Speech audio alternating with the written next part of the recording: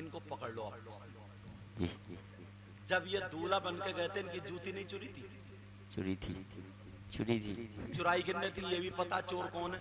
تو انہوں نے جوتی چرانے والوں کو پیسے کیوں دیے؟ کیوں دی؟ جی حق بجائے سزا کیوں انعام؟ انعام امام صاحب تمہاری ہو گئی؟ یہ ہو گئی. پہلے یہی پکڑا جائے. بڑی سمجھ کر جی لگ رہا ہے ان کی بھی چوری. ارے جب مقتدیوں کی نہیں بچی تو امام سے کہاں بچے گی؟ جی اور اگر سب کو معلوم ہے چھوٹی بچی نے جوتے چرائے دولہا میاں کے تو 5,000 6,000 عجیب بے وقوف. ارے ذرا سنو, چور کرنے والے چوری کرنے والے کی سزا ہوتی ہے اور تم انعام دے رہے ہو. انعام میں نے تقریروں میں یہ کہا انعام مت دو بلکہ اس سے چوری مت کرو. اگر تمہیں دینا ہے تو 5,000 دولہا کے نام کا صدقہ کر دو. نبی فرماتے صدقہ بیماریوں سے بچاتا ہے. کیا بات, واہ واہ واہ, نعرہ تکبیر, نعرہ رسالت, نعرہ غوثیت, مسلک اعلیٰ حضرت اولاد غوث اعظم سید مقیم الرحمان صاحب قبلہ, نعرہ تکبیر, نعرہ رسالت, واہ سبحان اللہ. قاری جلیل صاحب جب میں آیا تھا بولے حضرت آج تو 2 گھنٹے ہونی ہیں آپ کی 2 گھنٹے. میں تو سوچ رہا تھا 20 منٹ ہو جائے تو بہت ہے. بیچاروں نے اتنی محنت سے, ہمارے اطہر جمالی صاحب ان کے یہاں بھی میں گیا تھا, اتنی محنت سے جب بھی فون ہے حضرت آنا ضرور ہے. یہ ہے چک سنیا ہے نا, جی چک سنیا. میں نے کہا میں آؤں گا, بڑے انتظار بڑے محبت سے آئے. تو کیا کریں موسم ایسا, کوئی بات نہیں, نہ خوشی اچھی نہ حزن و ملال اچھا. پھر کیا اچھا, میں بتاؤں کیا اچھا؟ جی نہ خوشی اچھی نہ غم اچھا. پھر کیا اچھا؟ نہ خوشی اچھی نہ حزن و ملال اچھا. خدا جس حال میں رکھے وہی حال ہے. وہی حال. گاڑی آئی تو پہلے ہی کھڑے ہو, پہلے حق دو. جو سالے صاحب جو رہ بچے تھے وہ بیچ کے مانگنے والے آ گئے, ان کا بھی حق دو ورنہ وہ ڈھول بجائیں گے. اب ذرا سوچو تو, اب وہ دکھائی نہیں دے رہا ہے. جی جی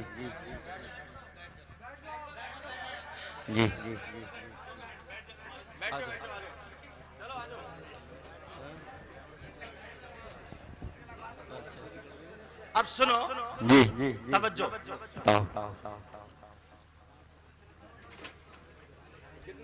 اچھا حضرت بھی آ گئے. دیکھیے حضرت کی محبت ہے, جبکہ بہت نیک شخصیت ہے. جی غلام سرور صاحب اور بہت قابل, میں دل سے قدر. دیکھو میں اس لیے تمہیں کرسیوں پہ نہیں بھیج رہا تھا, کرسی پہ بیٹھتے ہی آدمی بگڑ جاتا ہے میرے علاوہ. میں بھی تو بیٹھا ہوں نا. اب سنو سنو, اب دیکھو کیا کہا کہ یہ حق ہے, کیا کہا یہ حق ہے. اور اب تو جو بیچ کے ہیں نا, بیچ کے سمجھ رہے ہو تالی بجاتے ہوا ہے, وہ دور دور تک دکھائی نہیں دے رہے ہیں. کیونکہ ان سے زیادہ بیچ کے تم بن گئے ہو. جی صحیح بات, صحیح بات. ارے بیچ کا ہوتا تھا تو کان میں کنڈل, ناک میں نتھنیا, گلے میں چین, ہاتھ میں چوڑی کرے. ہمارے محلے کے بچے نچکئیے بنے پڑے ہیں. جی نہ جانے کتنے لڑکے وہ چوڑی کرے ہاتھ میں یہ سب پہن رہے. اور اگر کہہ دو کون ہے حسین پاک کا غلام تو سب سے کھڑا ہو گئی یہی کہتا میں حسین پاک کا غلام. اور کھڑمکتو کھڑے ہو کے مت کا ہے یہ حسین پاک کا غلام ہو سکتا. 5 وقت کی نماز پڑھے گا, 5 وقت کی نماز. سمجھ میں آ رہی بات؟ اگر حسین پاک کا غلام ہوگا تو وہ کھائے گا, اس کے کھانے کی ادا بولے گی نبی نبی. پیے گا, اس کے پینے کی ادا بولے گی نبی نبی. سوئے گا, اس کے سونے کی ادا بولے گی نبی نبی. اس کے چلنے کی ادا بولے گی نبی نبی. اس کی ہر دھڑکن بولے گی نبی نبی. ارے وہ جس راستے سے نکل جائے گا وہ کہے یا نہ کہے, لیکن اللہ کی رحمت کے فرشتے کہیں گے جا رہا یہ غلام ہے. بے شک بے شک, سبحان اللہ سبحان اللہ. جا رہا یہ غلام نبی. مگر کہاں باتیں پھر نکل نہ جائے, میں وہی بتا رہا تھا. داماد سے نہیں پردہ نہیں نہیں ہے. کس کا؟ ساس ساس کا۔ کا۔ سمجھ میں آ رہی بات؟ جی اگر ہمارے گھروں کے رواج، اور یہ مسئلہ پہلے ہی خالی عدت ہی میں نہیں ہے، جی عدت کے علاوہ میں بھی ہے، عدت کے علاوہ میں بھی ہے۔ اب رہے کون؟ جتنے رشتے ہیں ان کو سب کو بتاتا چلو۔ جی جتنے رشتے، ایک عورت کے رشتے، ایک تو ہوا داماد، ٹھیک ہے، ایک ہوئی اولاد، جی ایک ہوئے ماں باپ، جی سمجھ میں آ رہی، جن سے پردہ نہیں ہے، مطلب اپنی اولاد، پھر اس کی اولاد، پھر اس کی اولاد، پھر اس کی اولاد، سمجھے؟ اوپر تک وہ جس کی اولاد ہے، پھر وہ اس کے جس کے اولاد ہے، پھر وہ جس کی اولاد ہے، سمجھ میں آ گئی؟ جی۔ قرآن کی آیت 4 سپارہ اگر آپ پڑھو گے، حرمت علیکم امہاتکم جی وبناتکم واخواتکم وعماتکم وخالاتکم وبنات الاخی وبنات الاخت امہاتکم اللاتی ارضعناکم۔ جی سمجھ میں آ رہی؟ بے شک۔ 4 سپارے کے جی۔ بالکل لاسٹ والے جی سپارے، جی وَأَخَوَاتُكُمْ، سمجھ رہے؟ جی۔ ایسے آگے بڑھتے چلے جا، پورا رکو یہاں سے پڑھو گے تو اس میں سب لکھا ہوا، لیکن میں جو بتا رہا ہوں، میں جو پردہ جو یاد آتا ہے، پردہ صرف کس وقت یاد آتا ہے؟ جب اس کے شوہر کا انتقال ہو جائے یا طلاق دے دے، اب یاد آتا ہے پردہ، اب یاد آتا ہے پردہ کہ اب وہ پردے میں بیٹھے گی، حالانکہ اس سے پہلے بھی انہی لوگوں سے اس کا پردہ تھا، مگر کہاں پردہ؟ کہاں پردہ؟ کیسے حالات؟ نبی نے ایک موقع پر فرمایا تھا، آقا نے فرمایا، آنکھوں میں آنسو آ گیا، آقا نے کہا میں وہ زمانہ دیکھ رہا ہوں، میں وہ وقت دیکھ رہا ہوں کہ دانے دانے پہ بیماری ہوگی، قطرے قطرے پہ آفت۔ صحابہ نے عرض کیا، آقا دانے دانے پہ بیماری، قطرے قطرے پہ آفت؟ کہا جی۔ آقا وہ وقت کون سا ہوگا؟ وہ دور کون سا ہوگا؟ وہ زمانہ کون سا ہوگا؟